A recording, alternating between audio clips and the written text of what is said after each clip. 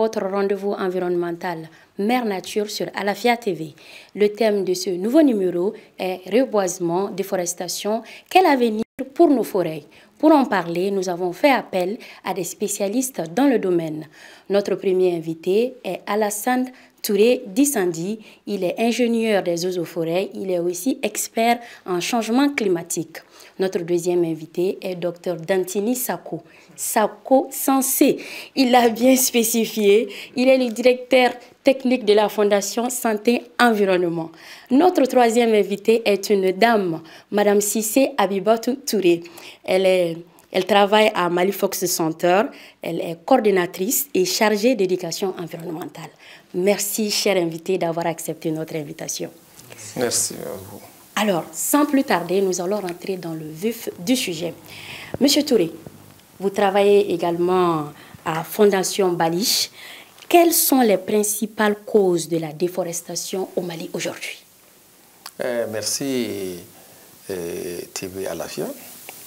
Et pour entrer dans le but du sujet, nous allons souhaiter, en ce mois béni du Carême, bon mois de Ramadan pour tous les téléspectateurs et les téléspectatrices et à l'ensemble vraiment des citoyens. Que Dieu bénisse notre pays.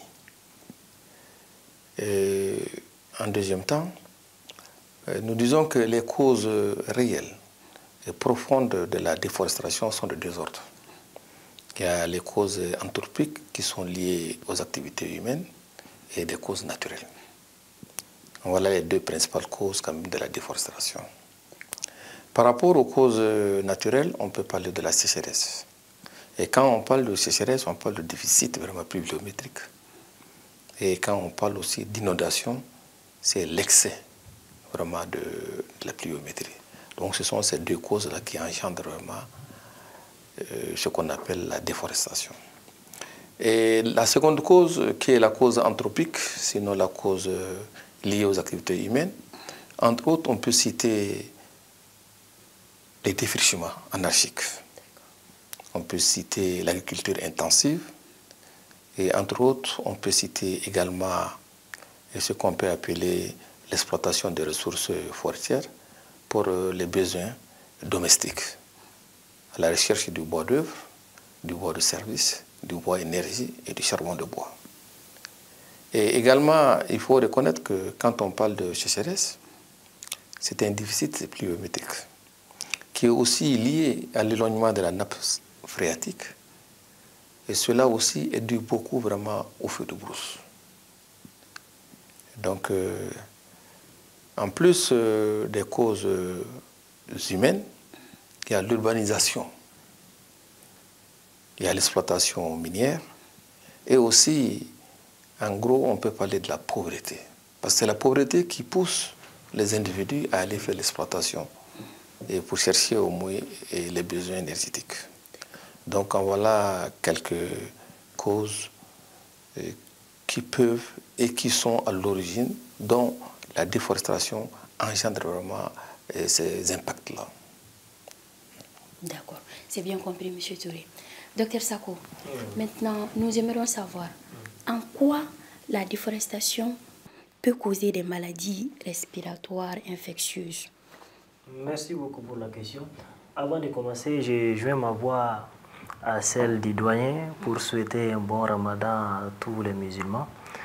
Donc, pour répondre à votre question, il faudra savoir que l'environnement et la santé sont des entités qui sont intimement liées. C'est-à-dire, l'impact sur l'environnement, tout changement au niveau de l'environnement peut impacter la santé. Prenons le cas de la déforestation. L'être humain est toujours à la quête de bien-être. Aussi, pour répondre à ses besoins, pour faire, par exemple, faire du charbon ou du charbon du bois, ou sinon faire une table. Donc, nous commençons à couper des arbres et en faisant cette déforestation-là, nous dérangeons l'habitat naturel des animaux. Ça, c'est un. Et autre chose, ça, c'est nous sommes exposés le fait que quand il y a des vents violents, les forêts là sont comme des barrières entre nous et les vents violents. Donc, quand il y a moins d'arbres, moins de forêts, Donc, il y aura moins de captation d'oxygène, de CO2, et de deux, nous serons vraiment exposés à ces vents violents-là qui peuvent être cause de ces maladies respiratoires. Et même si nous allons beaucoup plus loin, c'est cause également des zoonoses. Des zoonoses, ça, c'est des maladies qui sont transmissibles des animaux à l'être humain. Donc, peut-être plus loin, nous allons aborder sur les zoonoses. Donc, c'est pour dire simplement que la déforestation a vraiment un impact négatif sur la santé, pas seulement sur la santé respiratoire. D'accord. Mais docteur, vous avez parlé de zoonose. Bon, c'est pas commun pour nous, comme étant des Maliens lambda. Est-ce que ces maladies sont attraits à l'Ebola ou bien c'est différent? Effectivement, c'est ça. Les zoonoses, comme je le disais tout à l'heure, c'est des maladies qui sont transmissibles des animaux à l'être humain. Donc, Ebola en fait partie. Et avant ça, il y avait la grippe aviaire. Voilà, ça c'est au niveau de la volaille. Donc, et de la volaille, l'être humain peut être contaminé à travers la volaille. Nous avons également la fièvre jaune. Voilà, qui est une maladie qui était au niveau des singes. Et actuellement, bon, ce qui est vraiment beaucoup récente, ça c'est la Covid-19. Donc, il y en a qui disaient que, bon, concernant l'origine, il y a beaucoup de théories. Tout à fait. Il y en a qui ont laissé parler que c'est une expérience au niveau du laboratoire. Mais par contre, voilà. Donc, mais ce qu'il faut retenir dans ça, c'est que l'être humain a toujours piétiné l'habitat naturel des animaux. Donc, en consommant leur chair ou sinon en dévastant leur écosystème, nous nous sommes exposés vraiment à ces maladies-là qui sont propres à ces animaux. Donc, quand on consomme leur chair, non seulement ça peut nous affecter, mais également c'est des maladies qui peuvent affecter des animaux domestiques. Voilà. Donc, c'est un peu les zoonoses. D'accord. Ouais. Madame Cissé, c'est plus l'éducation environnementale. Maintenant, nous aimerions savoir quelles sont les idées reçues les plus courantes sur la déforestation et comment les déconstruire actuellement. Merci beaucoup de m'avoir offert cette opportunité. Et, je salue les spectateurs et les spectatrices de Alafia TV. Il y a beaucoup d'idées reçues par rapport à la déforestation. Souvent, quand on parle de déforestation, il y a certaines qui disent « Ah, on a beaucoup de forêts au Mali et en Afrique en général. Donc, du coup, même si on coupe, ça ne va jamais finir. On dit en Bamana, à tes banères. » Donc ça, ce sont des idées, une des idées reçues. L'autre idée, c'est que souvent, on lie la déforestation à tout ce qui est exploitation industrielle du bois. Donc, c'est aussi une idée, mais ce n'est pas totalement ça. Souvent aussi, on dit que reboiser suffit au fait à compenser la déforestation. Donc, ce sont entre autres des idées reçues par rapport à la déforestation. Et certaines personnes aussi disent que ce sont les communautés riveraines au fait, à certaines forêts qui sont les causes principales de tout ce qui est déforestation. C'est pour dire que pour ce qui est de la première idée reçue, pour tout ce qui est, on a beaucoup de forêts, ça n'en finit pas. Par exemple, au Mali, on perd 100 000 hectares de forêt par an au Mali à cause de la déforestation. Donc, quand on dit déforestation, c'est la coupe abusive de bois. Donc, ça entraîne d'autres conséquences sur notre environnement, notre santé, comme l'a dit M. Sako tout à l'heure. Et donc, pour cela, il faut vraiment montrer les chiffres palpables, les chiffres réels sur la déforestation à la communauté et aussi les montrer, au fait, les conséquences de cette déforestation sur notre environnement et nous, êtres humains.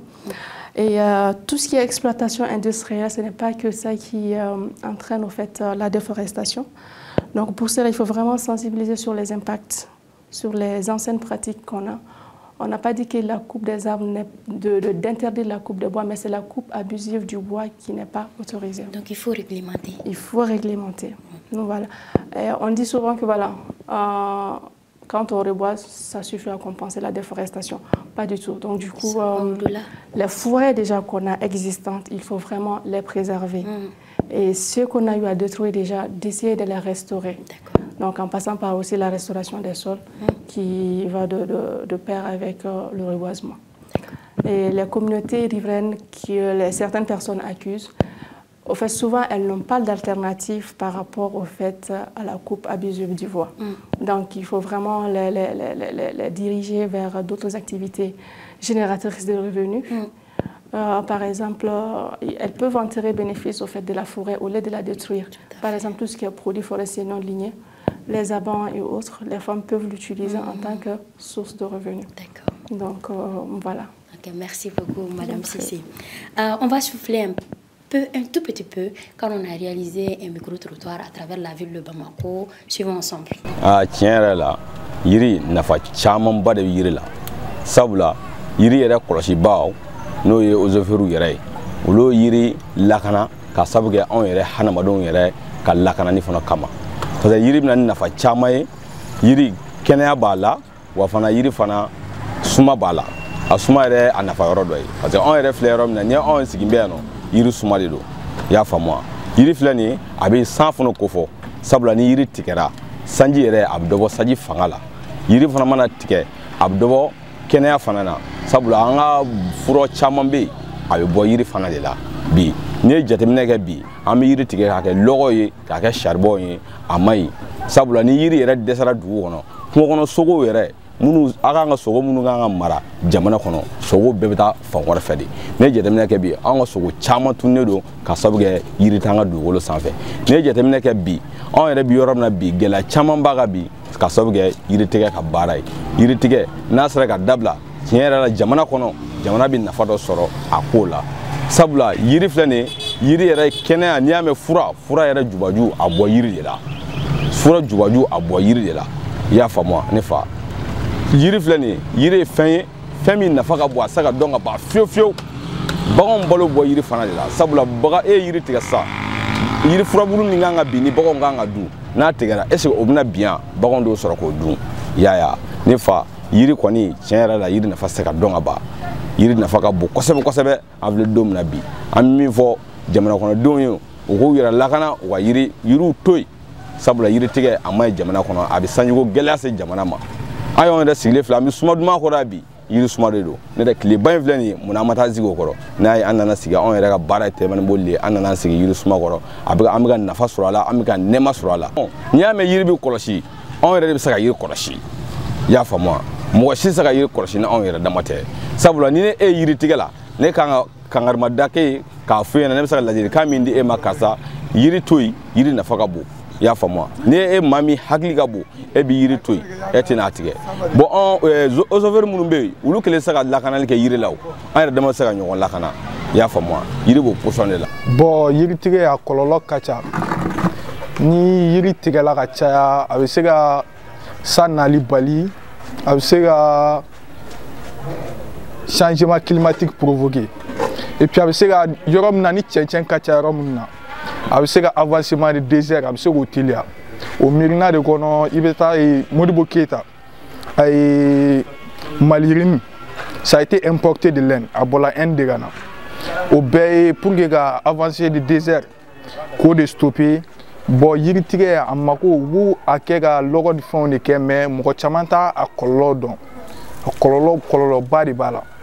Bon sensibilisation u kan ka mɔgɔw de informer yiritigɛ kɔlɔlɔ la, kɔlɔlɔ minnu b'a la. Changement climatique a bɛ se ka na ni mun ye, n'o ye ka kalayaw ka na ni kalaya baden 45 degrés ou 30 degrés, a bɛ se ka olu provoquer, donc u sensibiliser a kɔlɔlɔw la quoi. O b'a to u bɛ yiritigɛ ninnu ni déforestation ninnu lajɔ ten k'a stopper en quelque sorte. Bɛɛ ka se ka yiri turu a ka ɲɛnamaya kɔnɔ, hali n'a kɛla yiri kelen fila ka entretien kɛ fo ka taa kɔrɔbaya. O message je bɛ se ka mun lancer. Voilà, de retour sur le plateau. Monsieur Touré, nous venons tous de visionner le micro-trottoir des Bamakois qui parlaient effectivement de la valeur des arbres. Maintenant, comment la destruction des forêts aggrave-t-elle les phénomènes climatiques extrêmes comme la sécheresse et les inondations qu'on a vraiment beaucoup vécu l'année passée? Et effectivement, le micro-trottoir qu'on vient de suivre est révélateur. C'est non seulement une prise de conscience, mais c'est aussi un aveu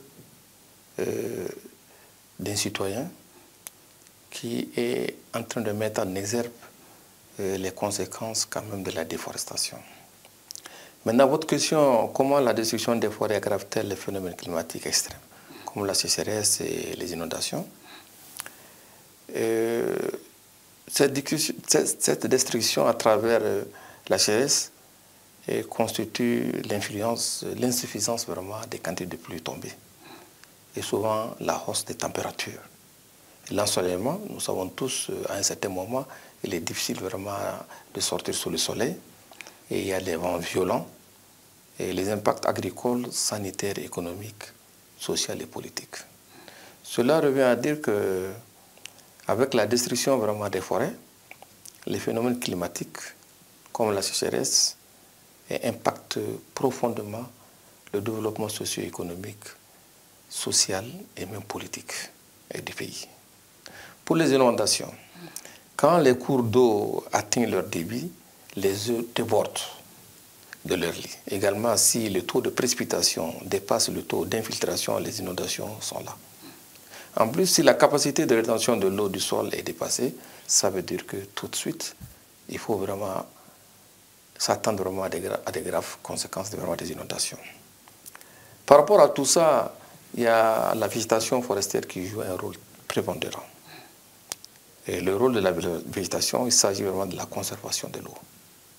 Les feuilles interceptent la pluie, réduisent ainsi la quantité d'eau qui tombe sur le sol. Les racines stabilisent le sol et forment des conduits qui accélèrent l'infiltration. C'est pour dire tout simplement que la végétation, sinon les forêts, constituent le rempart de ces phénomènes climatiques. Et tant qu'on continue à détruire les forêts, c'est dire que c'est notre environnement, non seulement qui est en danger, mais c'est notre survie même qui est en danger. Et en ce moment, il faut passer par vraiment les canaux de sensibilisation, les canaux d'éducation, de vulgarisation et de changement vraiment de comportement, afin que nous puissions préserver ce que nous avons trouvé, qui constitue des acquis, et aussi laisser quelque chose aux générations futures. Sinon, les lendemains seront vraiment très sombres. C'est bien compris, M. Touré. M. Sako, quels sont les principaux impacts de la pollution de l'air causée par la destruction des forêts sur la santé humaine? Merci beaucoup pour la question.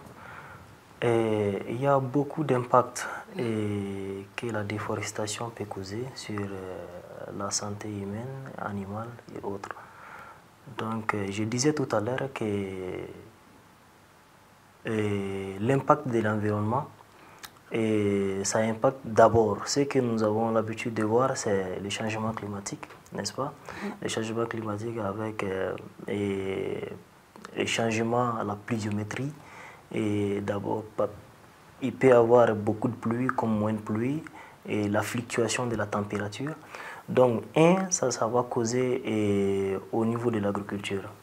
Peut-être il y aura moins de rendement. Quand il y a moins de rendement, il y a moins d'aliments. Quand il y a moins d'aliments, il y aura vraiment l'insécurité alimentaire et la famine. Donc, la nutrition, ça, c'est d'abord un réel problème, un véritable problème de santé publique. Parce que selon les estimations, on a environ 21% des enfants de 0 à 5 ans qui souffrent de malnutrition au Mali. Ça, c'est la moyenne. Donc, ailleurs, concernant l'aspect respiratoire, les forêts jouent un rôle essentiel dans la captation des dioxydes de carbone, CO2, et l'émission d'oxygène. Donc, si nous coupons les arbres, donc nous ne pouvons plus bénéficier de cette situation-là, et ce qui va amener au-delà des changements climatiques et comment expliquer ça, l'air ne sera pas vraiment frais Et l'expérience est que quand quelqu'un qui a beaucoup de fleurs à la maison et quelqu'un qui n'a pas de fleurs à la maison, au moment des époques de chaleur, les époques de chaleur, les moments de chaleur, vous verrez bien que la personne qui a beaucoup de fleurs ou d'arbres dans sa maison, il y a beaucoup de fraîcheur, d'humidité. Il fait beau vivre là-bas que quelqu'un qui n'a pas vraiment d'arbres dans sa maison. Donc ça, c'est en quelque sorte les impacts de la déforestation sur la santé humaine. D'accord, ça c'est bien noté. Madame Cissé, quel outil ou stratégie utilisez-vous pour sensibiliser efficacement les populations à votre niveau? Merci beaucoup pour cette question. Au niveau de notre structure à Mali Folk Center, nous avons plusieurs outils et stratégies que nous développons au fait, pour pouvoir sensibiliser au fait, les communautés. Vous devez savoir qu'il faut faire la différence entre les cibles. Par exemple, ceux qui sont à Bamako et ceux qui sont dans le fin fond des villages, par exemple dans les zones de Bougouni, Yanfouila, Kalana. Ce n'est pas les mêmes outils ou les mêmes stratégies de sensibilisation que nous exploitons pour vraiment les sensibiliser par rapport à cette thématique de déforestation. On a chez nous ce qu'on appelle le Nyatabaru, qui est un truc de causerie débat. Donc les thématiques sont choisies avec les communautés sur les problématiques qui les concernent. Par exemple, en agroécologie, où les paysans sont confrontés à telle ou telle maladie dans leurs champs. Donc souvent, on a approché au niveau des bureaux régionaux. Donc les thématiques sont choisies ensemble et ensemble, nous désignons des panélistes. Et aussi, on fait participer les communautés aussi à ces causeries débats, donc pour échanger sur ces thématiques-là. Donc, on a un outil qui est l'éducation environnementale. Donc, l'éducation environnementale qu'on a au niveau de Mali Folk Center, c'est vraiment au niveau du fondamental 1 et 2, c'est-à-dire premier cycle et second cycle. On sait que les enfants sont beaucoup sensibles aux informations et à tout. Un enfant, ce qu'on lui apprend à l'école souvent, dès qu'il arrive à la maison, ah papa, maman, le maître ou la maîtresse nous a dit ça. Donc l'éducation environnementale, c'est vraiment tourner au fait vers ces enfants-là en choisissant des thématiques, théorie et pratique, en faisant des recyclages et beaucoup d'autres activités. Donc on a tout ce qui est, on a des plateformes de communication, on a WhatsApp, on a TikTok, pardon, on n'a pas TikTok, on a LinkedIn, on a un site web. Et dédié vraiment à tout ce qui est sensibilisation de la population par rapport aux thématiques environnementales. Donc en plus de cela, on capitalise beaucoup au fait, sur tous nos projets qu'on diffuse au fait, au niveau des radios. On a beaucoup de partenariats avec les radios locales au fait, où on met en place des émissions. Surtout, on a une émission phare qui s'appelle Sigila Nyata, qui est vraiment tournée sur tout ce qui est problématique environnementale. On a nous-mêmes mis en place 2 radios rurales au fond à Yanfouila, dans la zone de Yanfouila, qui sensibilisent sur tout ce qui est question environnementale, développement local. Voilà. Donc ce sont ces multiples outils que nous utilisons vraiment pour sensibiliser en fait, les communautés sur les problématiques environnementales. D'accord. Voilà. Dans votre sensibilisation, vous avez, vous avez expliqué que vous donnez des leçons à suivre pour les élèves du second cycle et du premier cycle. Pourquoi ce choix? Parce que vous pensez que les enfants sont plus malléables ou bien c'est quoi les raisons? C'est ça. Par exemple, nous ou nos parents, nos grands-parents, aujourd'hui, on leur demande il ne faut plus jeter les ordures par-ci, il ne faut plus faire ça. Donc, il ne faut pas couper les arbres jusqu'à ce point-là. Pour couper des arbres, par exemple, tu coupes 2 ou 3 branches. Tu dis ça à un paysan, il lui dit, mais depuis que tu n'es pas honnête, nous, c'est sûr, c'est ça. Voilà. Donc, on s'est dit que, OK, on va aller... on va garder cette sensibilisation-là, mais on va aussi se tourner vers les enfants. Se focaliser sur les enfants. Donc, ce qu'on a fait, on a eu à choisir 2 grandes thématiques. Et ça tombe bien. La première thématique, c'est déforestation et reboisement. Et la deuxième thématique, c'est tout ce qui est pollution plastique. Donc, on avait un autre module sur les énergies renouvelables. Donc, Ces séances d'éducation environnementale sont faites vraiment dans nos zones d'intervention, dans les villages. Donc, on met en place des clubs environnementaux où on les sensibilise. Il y a des cours théoriques sur les 2 thématiques. Ensuite, il y a des séances de recyclage des bouteilles plastiques, de dessin. On leur montre comment planter un arbre et comment prendre soin. Donc, il y a ces thématiques-là. À Bamako, on a eu à faire une séance sur la déforestation et le reboisement. Ça a été vraiment une réussite. Et à chaque séance d'éducation environnementale, on donne aux enfants, mais ça nous apprend beaucoup de choses. Sako a parlé tout à l'heure de tout ce qui est les animaux et autres, et même là, le reportage tout de suite. Oui. Dans les villages, on demande aux enfants souvent, est-ce que vous connaissez tel ou tel animal? On nous dit non. Et souvent, dans ces séances d'éducation environnementale, on fait appel au chefs des villages, aux notabilités pour pouvoir suivre avec nous et aussi pour qu'eux puissent donner leur expérience par rapport au village. Avant, le village était là, on avait tel fruit ou tel légume, on avait tels animaux et tels animaux que maintenant ça n'existe pas.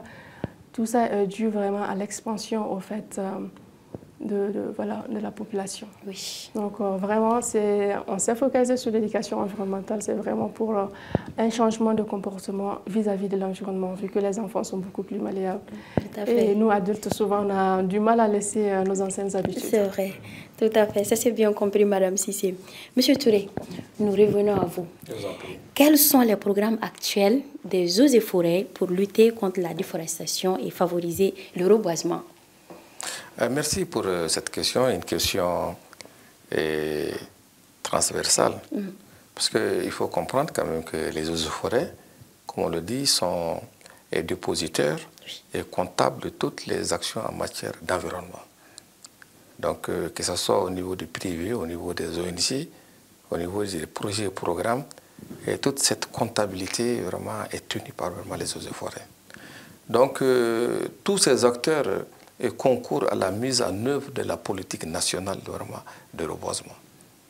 Et les acteurs mènent vraiment des stratégies. Effectivement, les eaux et forêts possèdent un programme national de reboisement. Et dans ce programme national de reboisement, il y a tous les acteurs qui, en synergie, doivent normalement faire part vraiment de tout ce qu'ils font comme reboisement, comme type de reboisement et type de plantation au niveau de la structure qui est vraiment comptable vraiment de ces actions-là. Donc, dans ce programme de reboisement, il y a beaucoup de types vraiment de plantations. Nous avons les bosquets, nous avons les plantations d'aliments, nous avons les plantations d'ombrage, nous avons les haies vives, nous avons les ceintures vertes. Bref, tout ceci concourt vraiment à comprendre qu'est-ce que c'est que vraiment le reboisement. Mais également, dans le cadre vraiment de ce programme de reboisement, il y a les mesures de défense et restauration des sols et des mesures de conservation des eaux et des sols. Parce que pour la conservation de la nature, pour la protection de la nature, il faut absolument d'autres actions en dehors vraiment de planter des arbres. C'est ce qu'on appelle vraiment les mesures de défense et restauration des sols et les mesures de conservation des sols qui permettent vraiment à la nature de retrouver vraiment tout ce que je peux appeler sa quiétude. Parce que pour qu'une nature vive réellement, il faut que tous les éléments qui sont dans cette nature-là puissent concourir vraiment en harmonie et à la vie de la nature. Et lancer un appel aux différents acteurs que nous sommes pour qu'en synergie avec, parce qu'il y a l'État, les reboisements c'est au niveau national, c'est au niveau régional, au niveau local et au niveau communal. Donc il faut qu'au niveau de tous ces échelons, que chacun puisse quand même jouer vraiment sa partition. Et là, on a un grand programme national vraiment de reboisement. Et je ne doute vraiment pas qu'avec la synergie des différents acteurs, en tout cas, nous allons aider la structure, le département du ministère de l'Environnement et de l'Assainissement, à travers la Direction générale des eaux et forêts, à réussir vraiment un véritable programme de reboisement. Mais il y a un fait très important sur lequel il faut que nous nous appétissons. C'est-à-dire que reboiser, c'est quelque chose. Mais protéger, entretenir les arbres, c'est autre chose. On peut reboiser 100 hectares, 200 hectares. Mais au suivi et évaluation, parce que le reboisement, on le fait le plus souvent pendant l'hivernage. Parce que c'est la période la mieux indiquée où il y a l'humidité, parce que l'arbre ne vit pas d'eau, l'arbre vit vraiment d'humidité. Il y a suffisamment d'humidité vraiment dans la terre, et en plus c'est la période vraiment des pluies, donc c'est une période, il y a un calendrier vraiment pour le reboisement. Bon, si nous reboisons pendant le mois de juin, juillet, août, ça veut dire vraiment que nous devons faire des reboisements sécurisés. Et avec, c'est surtout des reboisements participatifs.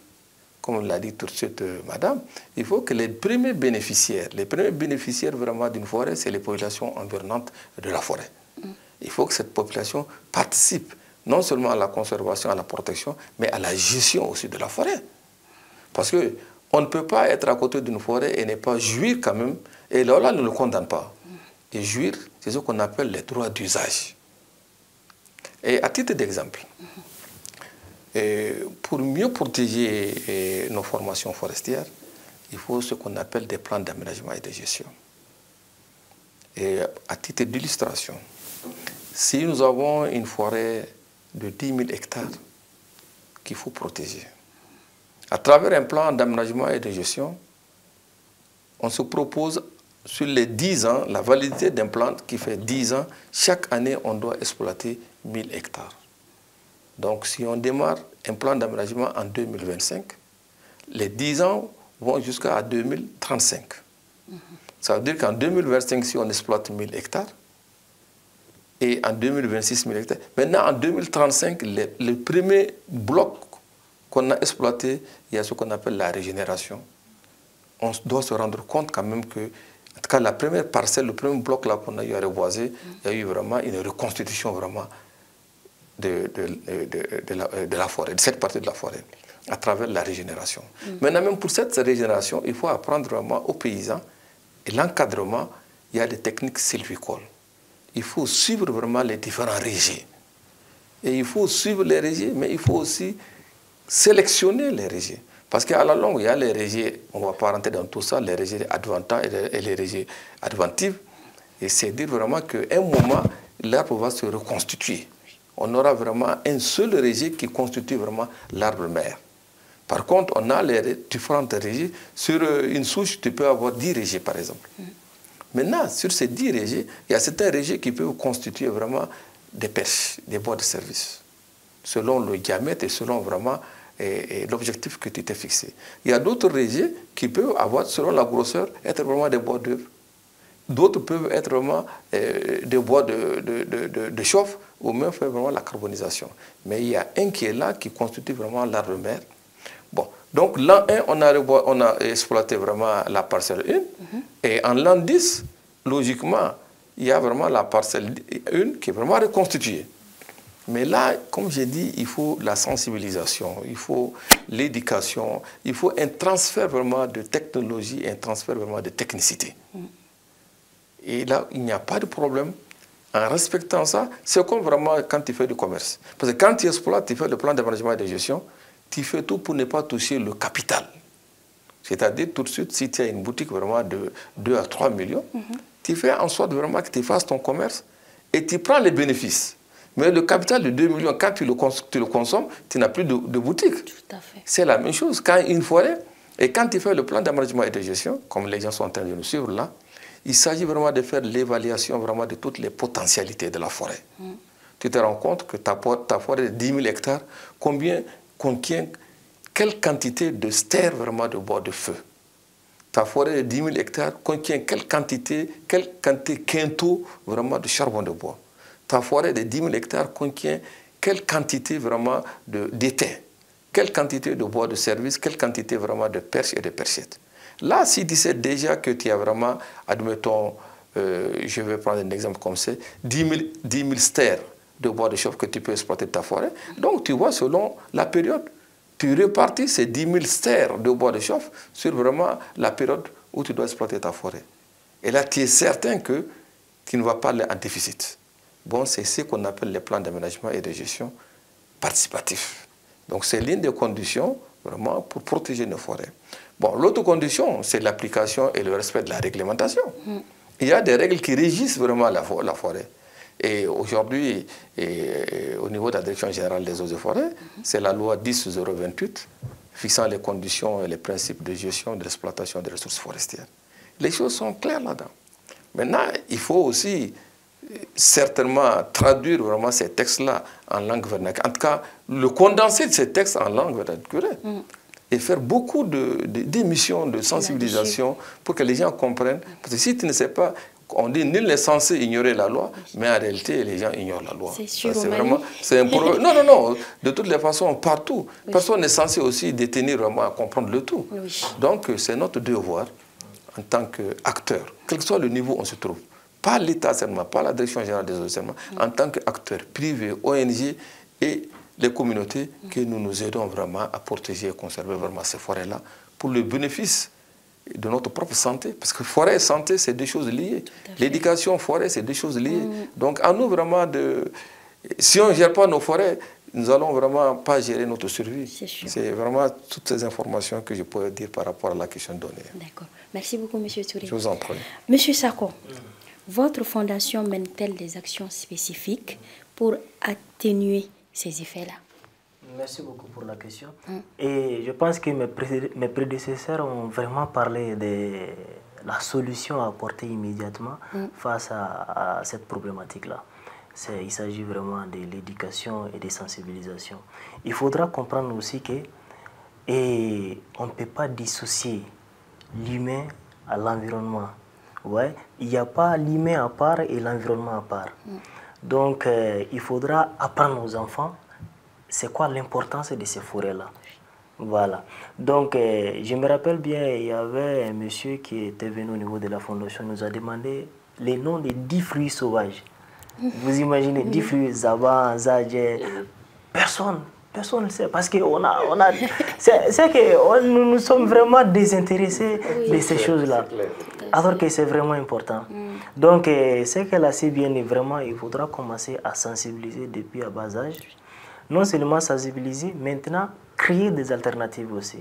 Ceux qui coupent du bois, n'est-ce pas, ou ils font des charbons du bois, il faudra créer des activités génératrices de revenus. Je me rappelle bien, tous ceux qui viennent de Bamako, s'ils sont en mission, ils arrivent à Bamako, ils achètent du charbon du bois ou bien sinon du bois. Ils alimentent un peu ces cercles vicieux-là. Tout à fait. Voilà, ça veut dire que nous aussi, nous faisons partie d'une manière ou d'une autre. Oui. Nous encourageons un peu cette déforestation-là. Donc, au niveau de la fondation, nous essayons de mener une initiative qui s'appelle la cuisson propre. C'est-à-dire, vous savez bien, les charbons de bois, quand vous cuisinez avec, ça dégage des gaz exactement qui peuvent être vraiment nocifs pour la santé. Donc, nous essayons de développer la cuisson propre avec d'abord la cuisson électrique, mais également avec de la biogaz, du biogaz disons, excusez-moi, donc du biogaz qui peut venir à travers des déchets ménagers naturellement ou d'autres types de déchets. Donc au niveau des communautés où on pratique vraiment la coupe abusive, il faudra créer des activités génératrices de revenus pour qu'ils puissent tourner, laisser la coupe abusive de bois et avoir d'autres revenus pour pouvoir survivre. Donc au-delà de ça également, nous menons la sensibilisation, comme elle a si bien dit, au niveau communautaire, mais également nous utilisons fréquemment les réseaux sociaux à travers notre page Facebook, et également nous organisons vraiment des séances de sensibilisation à travers les webinaires, voilà, donc qui est accessible à tout public. Donc durant ces séances-là, on prodigue vraiment des conseils, des orientations pour pouvoir préserver l'environnement et la forêt. D'accord, c'est bien compris, docteur. Madame Cissé, avez-vous constaté un engagement croissant des jeunes dans la protection des forêts, compte tenu des sensibilisations que vous faites depuis le premier cycle? Est-ce qu'il y a eu du changement? À chaque passage, on essaie de faire un suivi au fait. de ce qu'on a fait dans ces villages-là. D'accord. Et généralement, à la fin de chaque activité, nous donnons ou nous plantons ensemble des arbres fruitiers ou à ombrage. Ok. Et donc, c'est vraiment d'aller voir est-ce que les élèves plus les enseignants, parce que il ne faut pas oublier que les enseignants jouent un rôle aussi capital au fait, dans l'encadrement aussi des élèves. Donc, on les implique aussi. Les directeurs d'école aussi sont aussi impliqués. On fait un suivi régulier au fait de ces écoles-là par rapport à ce qui a été fait. Et on a constaté qu'à chaque fois, il y a certains villages qui demandent à ce qu'on retourne encore pour faire des séances d'éducation et demander à ce qu'on reboise encore. Il y a certains clubs environnementaux qu'on a mis en place qui ont demandé si on pouvait demander à leur maire de mettre à leur disposition un terrain au niveau de leur ville pour qu'on puisse vraiment en faire un jardin. Wow. Donc, ça veut dire que ça a vraiment un impact positif. Et au niveau de Bamako, actuellement, on constate vraiment la création de beaucoup d'associations de jeunes pour la protection de l'environnement.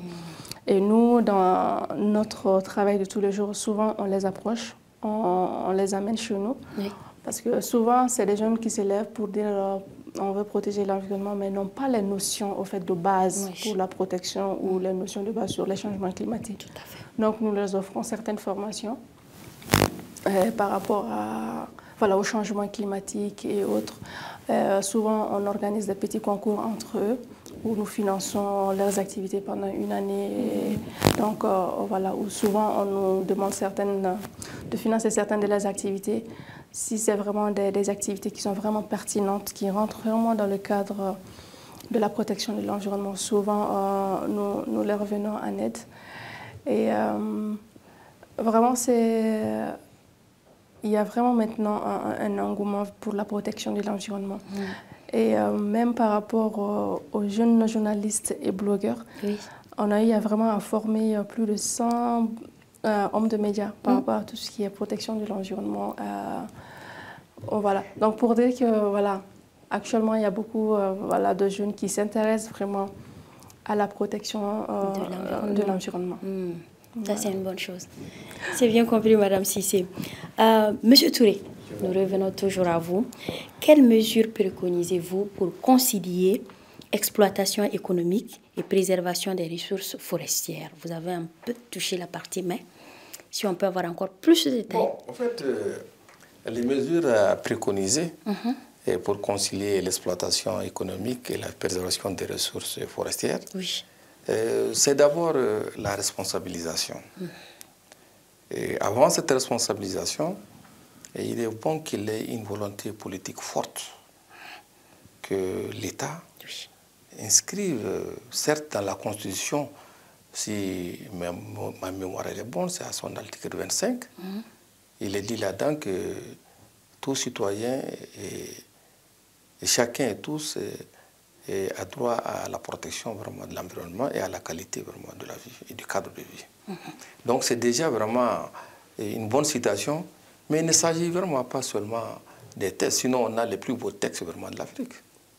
Il s'agit vraiment d'être des actions, il faut des actions.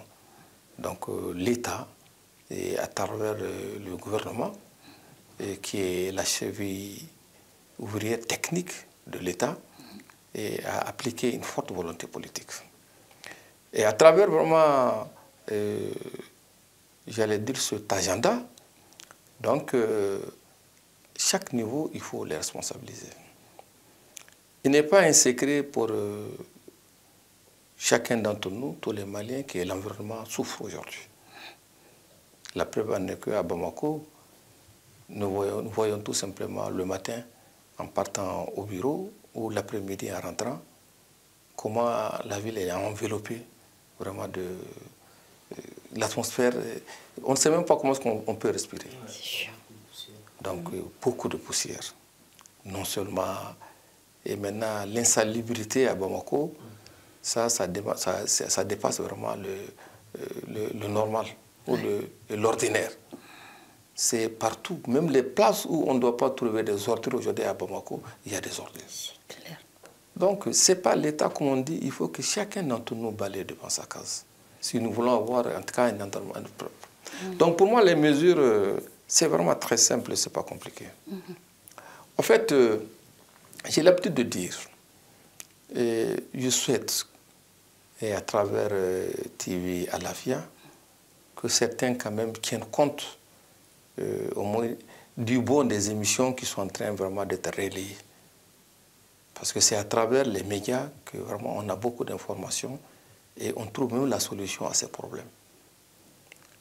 J'ai dit, si au niveau de chaque commune, on institue en République du Mali la commune la plus verte. Et là, on fait, même pas un prix, même pas de l'argent, le fait de décréter que la commune, cette commune Alafia, parce qu'il y a même une commune Alafia, il y a la commune Lafia, et la commune la plus verte vraiment du Mali, vous voyez vraiment quelle est vraiment l'importance et quel est l'impact. À plus forte raison, si on peut faire d'autres humiliations, d'autres contentements, d'autres récompenses, on le fait. La commune la plus verte du Mali, le cercle le plus vert du Mali, la région la plus verte du Mali. Mais vous voyez déjà, ce sont les trois échelons vraiment administratifs. Et si vraiment on a une commune la plus verte, le cercle le plus vert, la région la plus verte, la capitale la plus verte, mais le pays sera vert. Et de la même façon, on demande quelle est la commune la plus propre, le cercle le plus propre, la région la plus propre. Donc en voilà des petites idées qui font tache d'huile. Et nous, au Mali, on a l'orgueil, on a la dignité, on a la fierté. Même si on dit, j'ai dit au niveau vraiment des 11 communes, Bamako aujourd'hui 11, je sais pas, 10 communes, et les maires s'investissent. Parce que tout est à la base, hein. Si les communes sont propres et vertes, il n'y a pas de doute que les cercles et les régions seront vraiment propres. C'est vrai. Ça, c'est une des mesures. Et on n'a pas besoin toujours aussi d'aller avec le bâton. La répression, là, il y a un moment où il faut réprimander. Mais moi, je pense plutôt, allons-y beaucoup vers la conscientisation. Mettons notre honneur en jeu. Je ne doute vraiment pas que c'est en tout cas, c'est une des meilleures solutions pour réussir vraiment, soulever les défis et voir les enjeux, comment est-ce qu'il faut vraiment gérer les enjeux. Et parce que, comme vous le dites, tout est une question de gouvernance. Tout est une question de gestion. Dans la gouvernance, il y a la gouvernance institutionnelle, il y a la gouvernance économique, il y a la gouvernance environnementale, il y a la gouvernance d'éducation, il y a la gouvernance sanitaire. Donc tout ça, c'est un ensemble qui peut concourir à trouver le meilleur. Donc en voilà certaines mesures quand même que moi je pense qui pourront nous aider à avoir un cadre de vie agréable. D'accord. Merci beaucoup, M. Touré. Docteur Sako, quel message fort souhaitez-vous adresser aux décideurs et aux citoyens pour préserver nos forêts? Merci beaucoup pour la question. Et je dirais à nos décideurs politiques de vraiment essayer d'appliquer la loi, mais appliquer de manière raisonnable, c'est-à-dire si vous retirez quelque chose à quelqu'un, donnez-lui autre chose avec quoi il peut survivre. C'est un peu comme le cas des orpailleurs. Vous avez tous été témoins récemment avec l'effondrement et vraiment on a perdu beaucoup de personnes, bon, je dis les Maliens. Et vous savez, ces orpailleurs, les milieux où ils vivent, il n'y a pas assez d'activités génératrices de revenus si ce n'est pas l'orpaillage. Bon, entre guillemets, je peux le dire comme ça, parce que c'est des zones vraiment dépourvues de forêts et c'est un cercle vicieux créé par eux-mêmes d'une manière parce qu'ils coupent ces bois-là, ils mettent du feu pour pouvoir avoir des terrains vierges et pouvoir excaver. Donc vraiment, ce que je dirais, et non seulement il faudra appliquer la loi, mais également créer des activités génératrices de revenus pour que les gens puissent se détourner de ces pratiques-là. Et également se focaliser sur la sensibilisation qui est vraiment important. Et à la population aussi, il faudra que nous comprenions que vraiment l'environnement, c'est l'héritage commun. Tout ce que nous allons faire de bien ou de mal va répercuter sur nos enfants. Donc nous avons intérêt vraiment à prendre soin de cet héritage commun-là. Voilà, donc c'est le message que j'ai à passer à l'endroit de la population et à nos décideurs politiques. Merci beaucoup, docteur. Madame Cissé, comment la sensibilisation peut-elle influencer les politiques publiques en faveur de l'environnement? Merci beaucoup pour la question. Je pense que sensibiliser, je pense qu'on a beaucoup sensibilisé. On sensibilise chaque fois et tous les jours. Souvent, il n'y a pas de réaction au fait au niveau des décideurs. Je pense qu'il faut vraiment essayer d'aller vers le plaidoyer au fait. D'accord. Je pense que c'est l'une des meilleures manières au fait d'aller vers le changement et que les décideurs politiques prennent quoi. Ce n'est pas qu'ils n'ont pas conscience, ils ont conscience. Il y a beaucoup eu de sensibilisation. Et Malifaux Center, en 2013, je pense, avait mis en place un pack où on invitait au fait les candidats aux élections présidentielles au fait de prendre en compte certains aspects au fait qui touchent l'environnement au niveau de leur campagne de sensibilisation. Depuis 2013. Oui.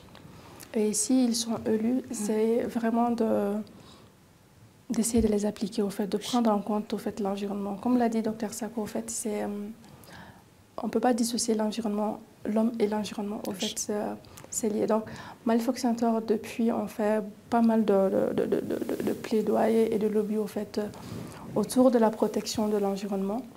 Et on est précurseur de pas mal de stratégies au fait qui sont au Mali et qui sont en train d'être élaborées dans le domaine de l'environnement. Le seul mot que j'ai à dire, c'est vraiment d'aller vers le plaidoyer par rapport à l'environnement. Merci beaucoup, Madame Cissé. Monsieur Touré, un dernier mot? Bon, mon dernier mot, c'est toujours demander à l'ensemble des acteurs vraiment de prendre conscience du rôle et de l'importance de l'environnement dans la vie de tous les jours.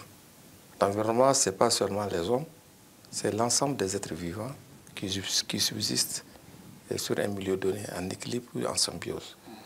Dès que vraiment la forêt tousse, les humains ils seront enrhumés. C'est clair. Oui. Donc, il y a une interaction entre vraiment les éléments de l'environnement. Donc, nous devons faire en sorte quand même de maintenir cet équilibre. Parce que si cet équilibre est déréglé, c'est ce qu'on appelle le dérèglement climatique, c'est pour dire vraiment qu'un seul effet des changements climatiques peut bouleverser l'ensemble de la vie. Donc, on doit prendre soin de notre environnement. C'est le message que j'ai vraiment à lancer. Merci Prenons beaucoup. soin de notre environnement. Merci beaucoup, cher invité. Prenons soin de l'environnement. C'est ce qui met fin à ce numéro. On se donne rendez-vous à la prochaine. Prenez soin de vous et à la prochaine.